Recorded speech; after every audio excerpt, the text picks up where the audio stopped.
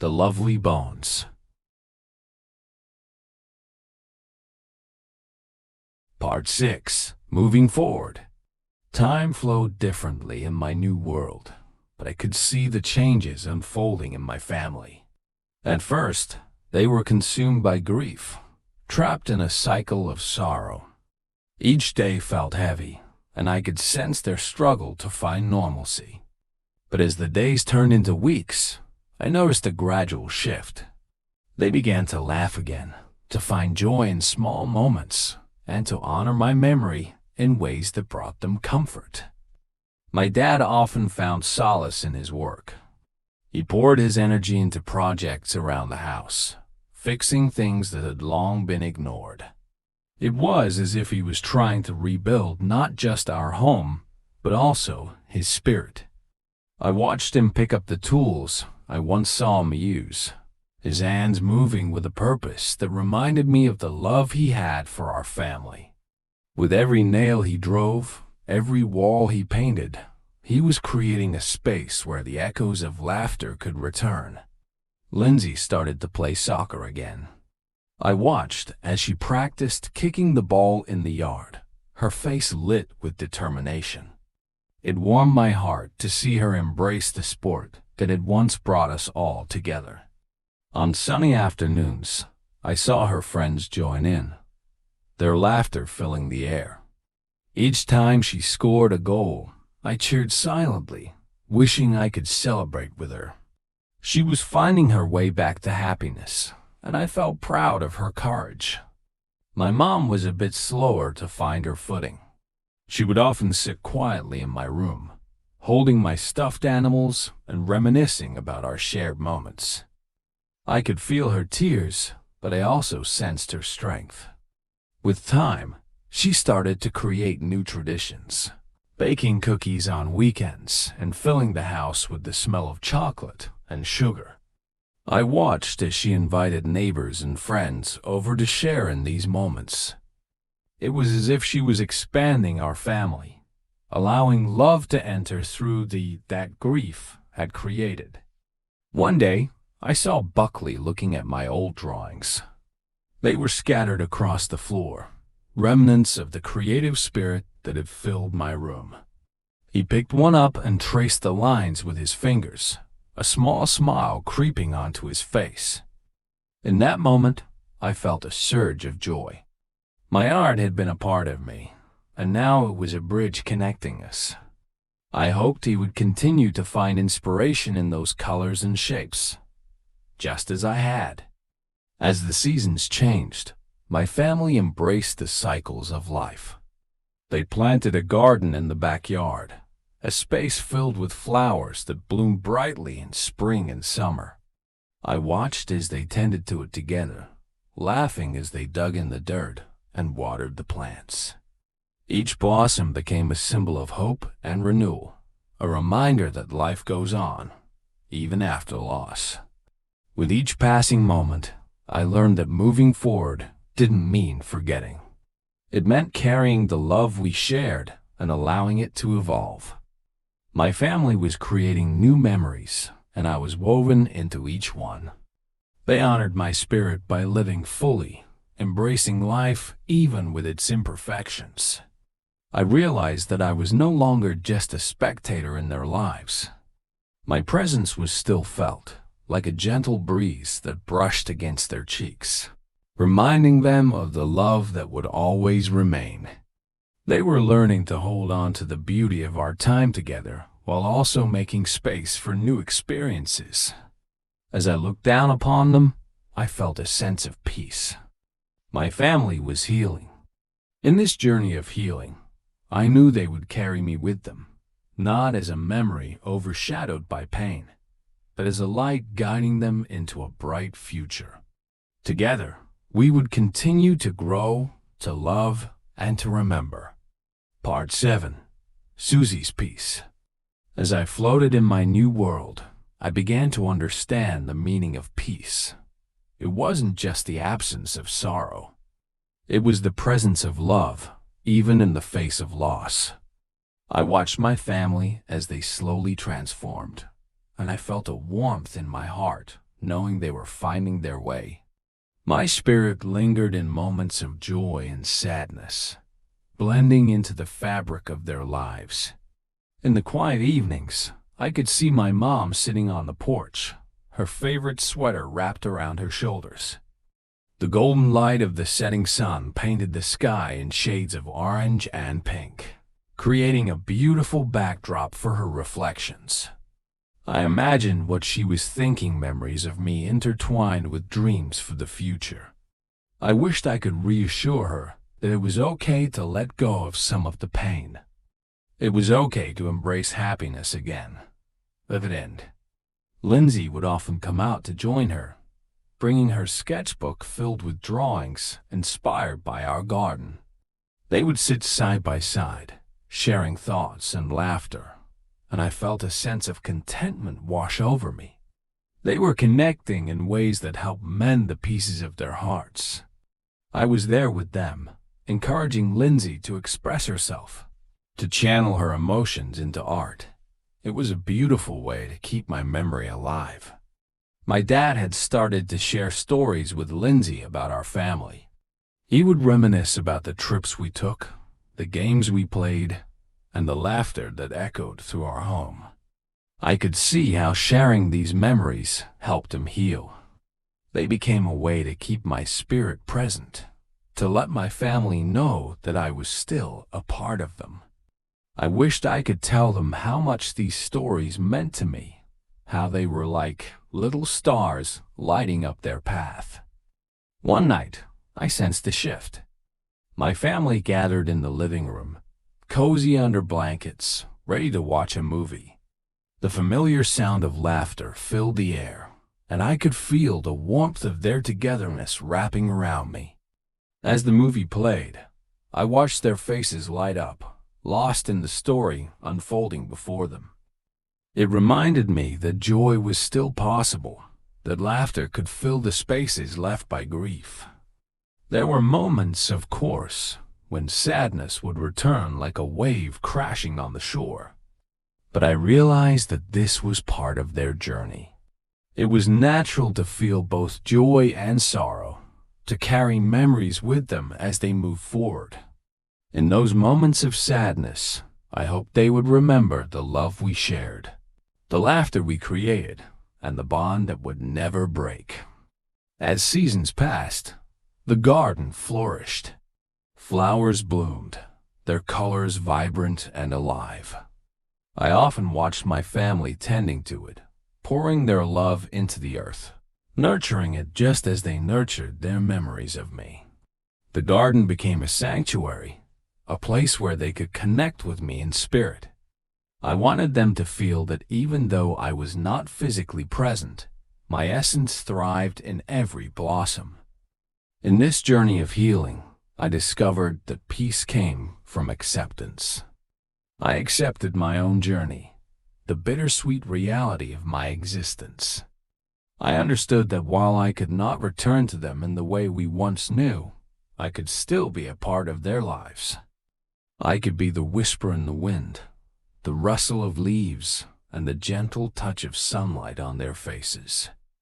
In the depths of my heart, I felt a profound sense of peace wash over me. My family was learning to live, to love, and to embrace each moment, both joyful and painful. They were finding their way, and I was grateful to be a part of their journey. As they continued to grow, I knew that I would always be with them, guiding them forward into a bright future filled with love and hope. Part 8. Lindsay's Courage. Lindsay knew in her heart that something was not right about Mr. Harvey. She had felt it for a long time, ever since Susie went missing. The way he looked at her, the odd way he behaved, it all made her uneasy. But knowing something and proving it were two very different things. She needed evidence, something to show the police that they were right to be suspicious of him. And she knew there was only one way to get it.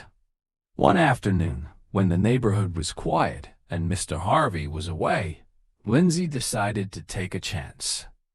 She crept up to his house, her heart pounding so loudly she feared someone might hear it. She knew it was dangerous, but the thought of finding something that could bring justice for Susie gave her the courage she needed. Lindsay slipped into the yard and looked around carefully.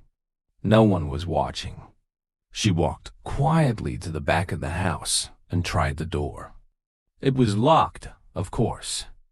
She took a deep breath and glanced around, her eyes falling on a small window that was slightly open. It was just big enough for her to squeeze through. With some effort, she managed to hoist herself up and into the dark, musty basement. Inside, the air was thick and smelled of dust and something else, something she couldn't quite place. She swallowed hard and tried to calm her racing heart. She knew she had to be quick. She moved cautiously, looking around for anything that seemed out of place.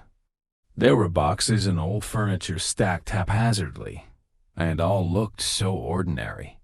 But then, in the corner, she saw a small door, slightly ajar. She hesitated for a moment, her hand trembling as she reached out to push it open. The door creaked loudly in the silence, and she winced, waiting for some noise, some sign that she had been discovered. But there was nothing. Slowly, she stepped inside. The room was small and dark, with only a faint light coming from a high window. And there, on a table, she saw them small objects that seemed out of place. A charm bracelet, a silver chain, and a notebook. Her heart sank as she recognized some of the items. They were Susie's. She felt a lump in her throat and fought back tears. She had found what she was looking for, but the reality of it hit her like a wave. She quickly took the notebook and slipped it into her jacket. She knew she couldn't stay any longer. The risk was too great. She backed out of the room, her eyes darting around, making sure she hadn't missed anything. Then, as quietly as she had come, she climbed back out through the window and ran.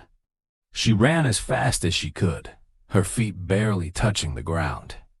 When she finally reached home, she was breathless and shaking. But she had done it. She had found something that could finally bring justice for Susie.